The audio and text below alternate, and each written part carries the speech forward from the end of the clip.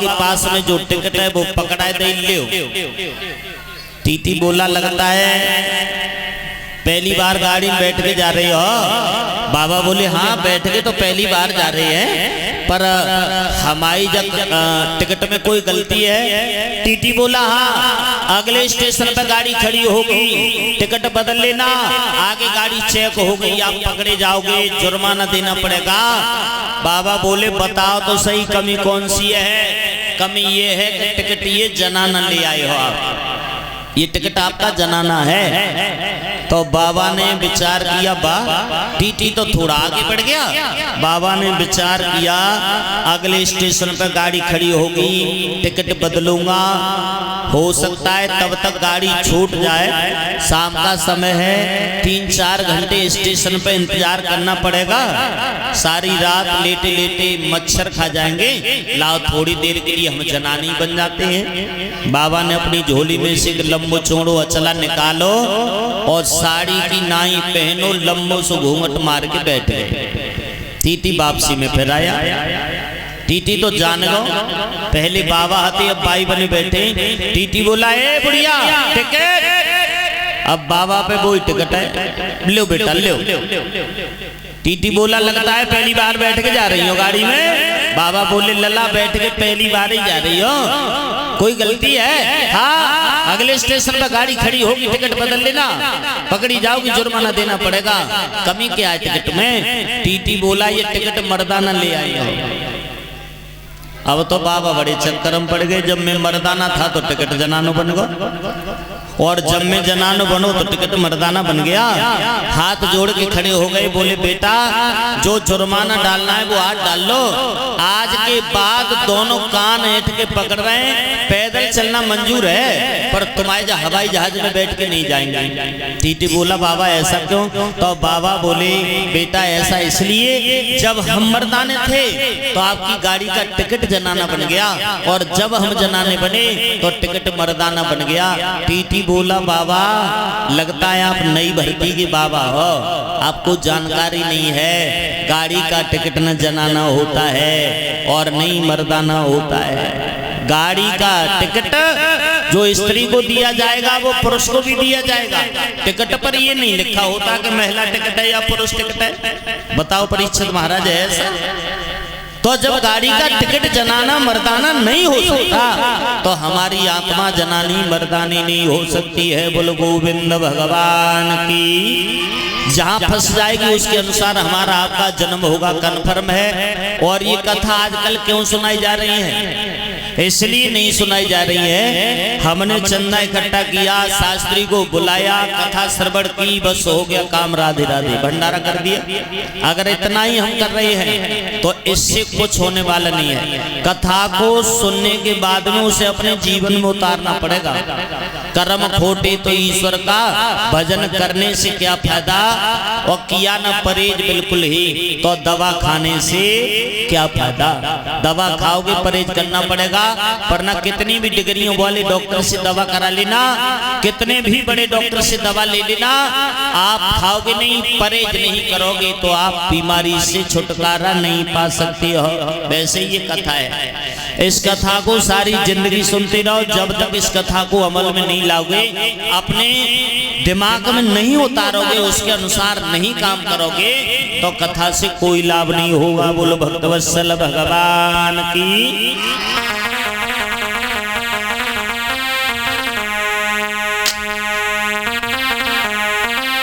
अरे समारे बेला हाकियो गाड़िया कनबारे, अरे समारे बेला हाकियो गाड़िया कनबारे।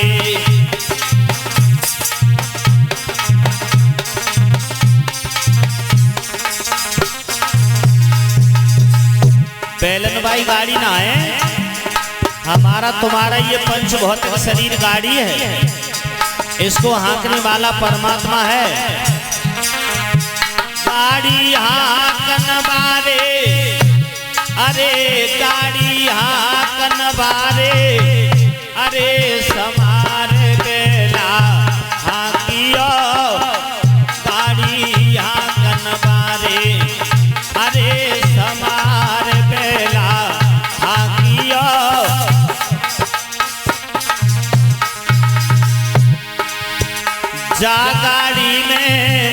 10 दरवाजे बन रहे न्यारे न्यारे। अरे जा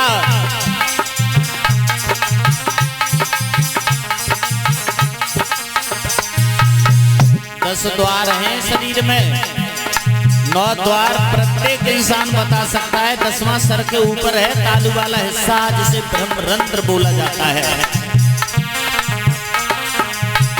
9 दरवाजे खुले पड़े हैं, 10 में ठोकरे तारे। अरे समारे बेला हाकियो गाड़ी हाकन बारे। अरे समारे बेला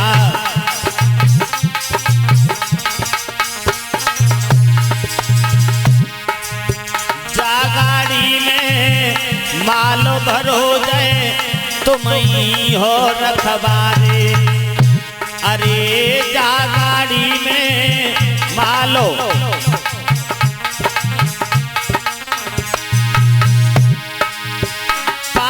चोर लूटन को डोले, चोर बड़े मतबारे। अरे समार बेला हाकियो गाड़ी हाकन बारे।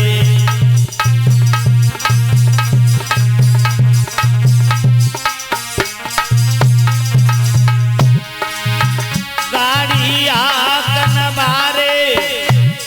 अरे गाड़ी हाकन बारे। अरे समारे बेला हाकियो गाड़ी हाकन बारे। अरे समारे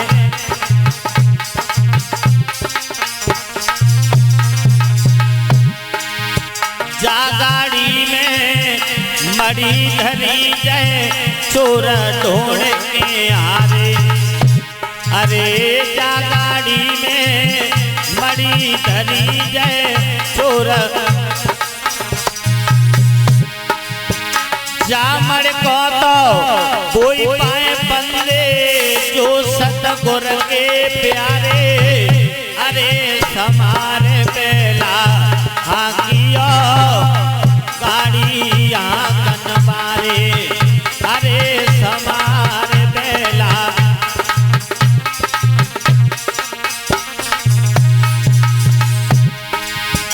अब सोच ले अपने मन में ओ मूर्ख मत बारे। अरे अब सोच ले अपने गाड़ी तेरी फंसी कीच में कैसे लगे किनारे। अरे समारे बेला हाकियो गाड़ी हाकन बारे। अरे समारे बेला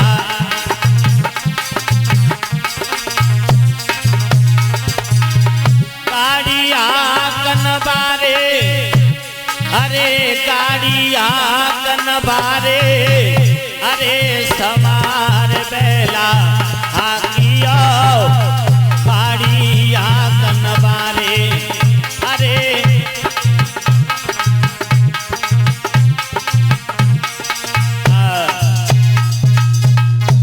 अभी आप भरत के बारे में सुन रहे थे। भरत ने हिरण के बच्चे से ज्यादा प्रेम किया, उन्हें हिरण बनना पड़ा। अंतमती सा गति, जहां मन लगा रह जाए। हिरण बनना पड़ा, याद रही बाद में फिर किसी से मोह नहीं किया दुनिया में आकर के। प्रेम करना चाहिए। भरत ने उस बालक को बचाया, ये परोपकार था।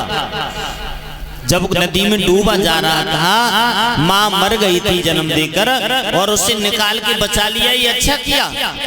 लेकिन उसमें आसक्त हो गई, ये गलत किया। बचाना धर्म है, प्रेम करना धर्म है। बिना प्रेम के परमात्मा नहीं मिल सकता।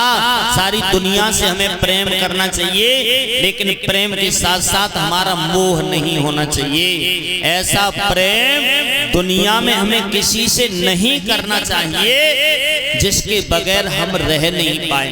ऐसा प्रेम करने लायक ये दुनिया नहीं है। ऐसा प्रेम अगर आपको करना है तो केवल परमात्मा से करो, केवल परमात्मा से करना चाहिए, जिसके बिना हमारा जीवन नहीं होता है। बोल गोविंद भगवान की। उत्तानपाद सुनीति के बारे में आपने सुना, महाराज उत्तानपाद अयोध्या के राजा हैं, पत्नी पतिव्रता है, सुनीति नाम है। सो माने अच्छी, नीत माने आचरण, जो अच्छे आचरणों पर चलने वाली है सुरानी सुनीति है। बहुत संपत्ति है, प्रजा में किसी प्रकार की कोई कलह नहीं है, प्रजा का पालन पुत्र की भांत महाराज करते हैं। लेकिन परमात्मा ने एक मोड़ जीवन में लगा दिया।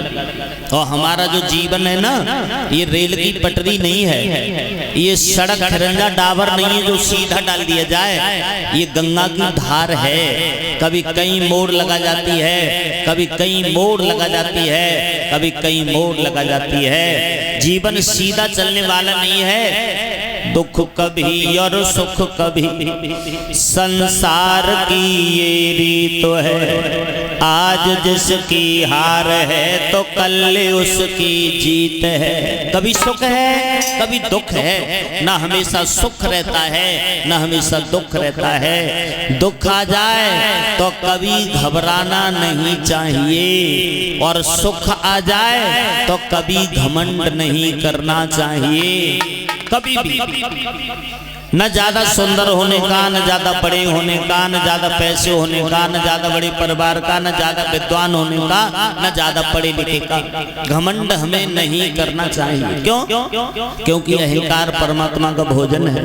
हम और आप ये विचार करें, हमने अपने बल पर बहुत कुछ कर लिया, अपने बल पर, और परमात्मा को अगर बुरा लग गया भक्तों, और शरीर से एक तार ढीला कर दिया, हटाएगा नहीं, एक तार सिर्फ ढीला करेगा, और बाद में पूछी जाए क्या हुआ, तो सूचना मिली कि मेंटल हो गया।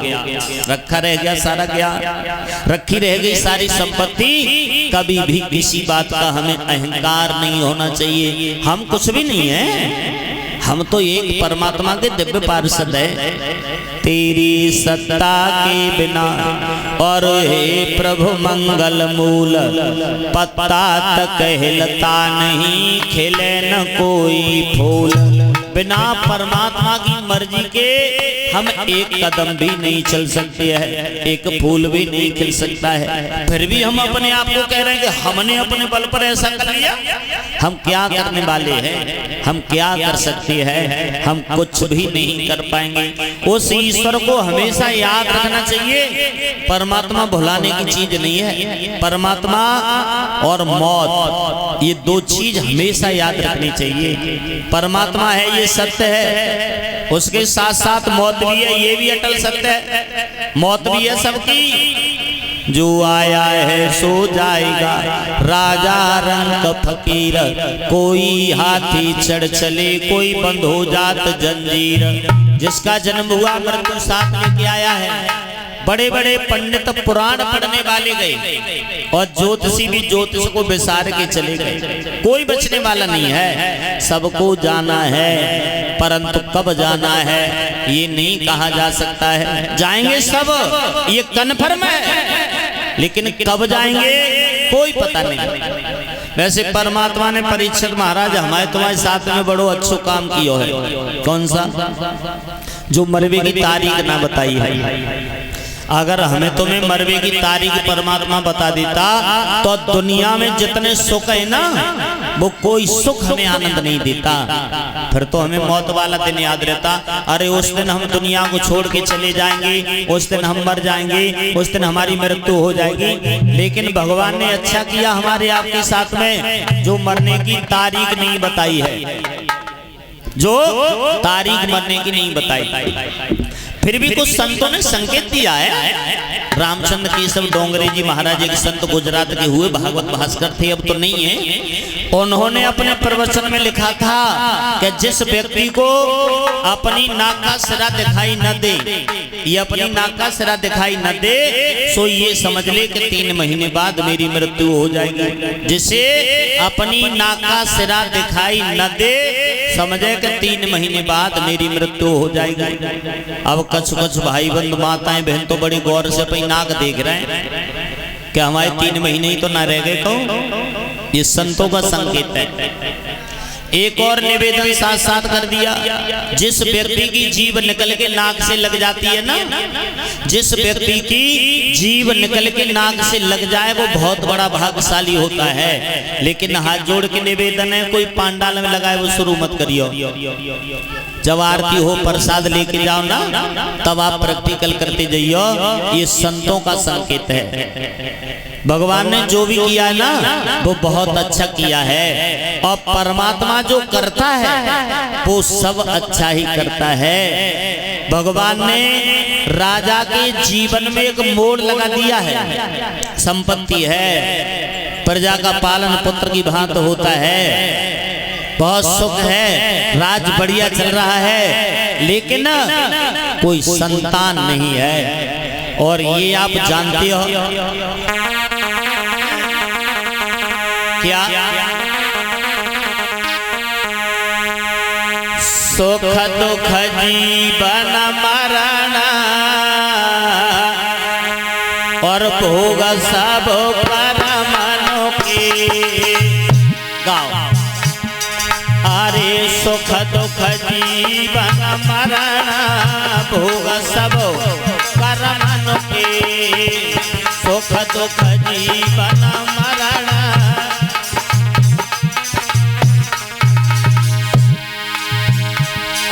अरे कर्म से मिलते हैं बेटी बेटा, कर्म से मिलते हैं बेटी, और कर्म बाज होए नारी भोग सब कर्मन के।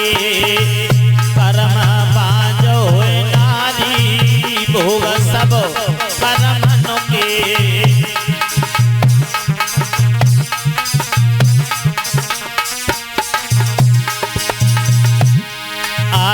सुख दुख जीवन मरण भोग सब परमन के। सुख दुख जीवन मरण भोग सब।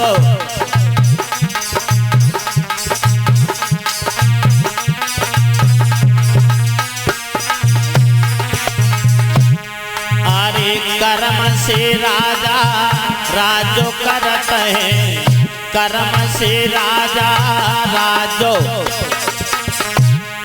और कर्म से बनत भिखारी भोग सब कर्मन के। कर्म से बनत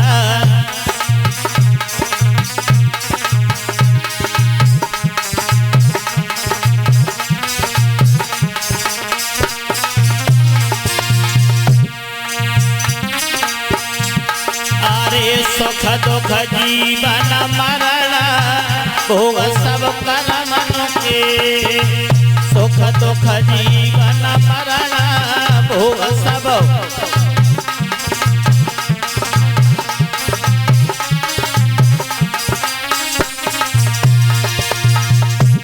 अरे कर्म से सुंदर नारी मिलती है, कर्म से सुंदर, और कर्म से सुत आज्ञाकारी भोग सब कर्मन के। कर्म से सुत आज्ञाकारी भोग सब।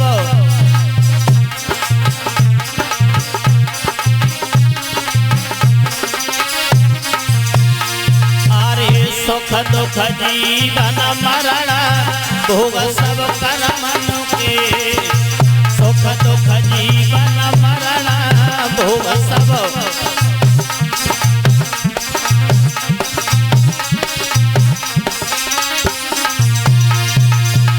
कर्म से हित और नातेदार सब, कर्म से हित और नातेदार, और कर्म से मिले जमींदारी भोग सब कर्मन के। कर्म से मिले जमींदारी भोग सब।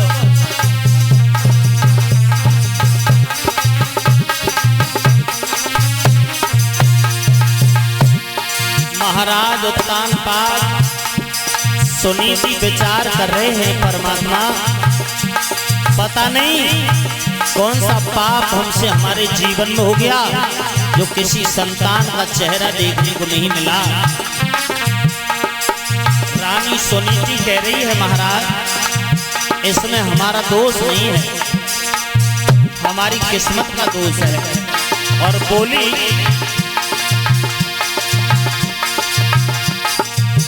पीतल होती बाय बदलाती बैरने को कि नहीं बदली जाए, और रास्ता होती बाय रुकवाती वो पे सड़क नहीं रोकी जाए।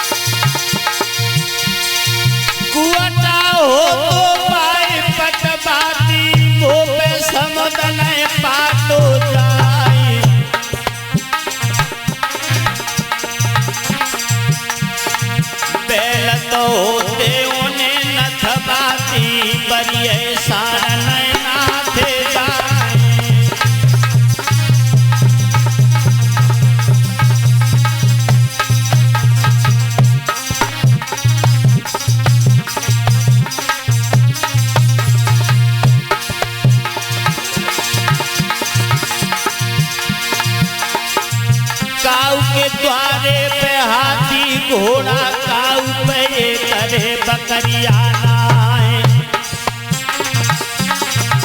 और काऊ को मालक जोरे न भर लो काऊ पे करे पौड़िया नाए।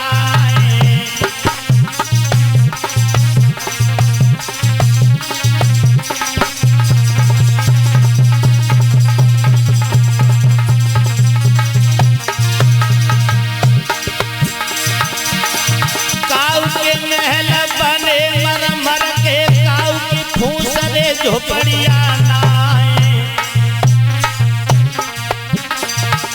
और काऊ के बेटा तरस खेले राजा पे ये करे पितरिया नाए।